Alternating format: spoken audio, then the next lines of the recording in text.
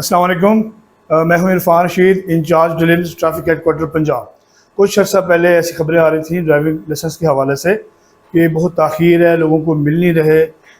आज मैं आपको इस हवाले से थोड़ी सी हकीकत बताता चलूँ।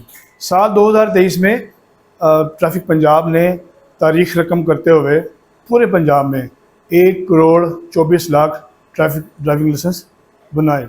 इस हवाले से हमारी क्यू तो थोड़ी बैकलॉग ज़रूर आया, लेकिन इस हवाले से हमने काम क्या किया ये आपको बताना मकसूद है। कृष्णा जी ट्रैफिक मिर्ज़ा फरहान बेग साहब ने इस मसले को हल करते हुए हमारी टीमें तश्कील दी।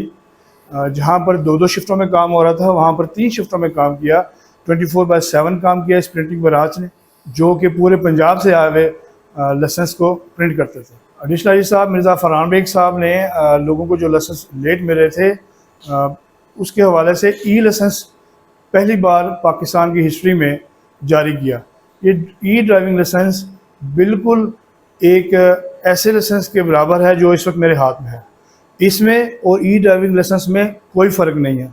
हमारा ट्रैफिक का कोई भी ऑफिसर, कोई भी एहलकार अगर आपको लाइसेंस के हवाले से पूछता है तो आप अपने मोबाइल में अपना ई लाइसेंस भी दिखा सकते हैं, जो कि बिल्कुल ऐसे ही माना जाएगा आप जैसा कि आपने ये शो किया।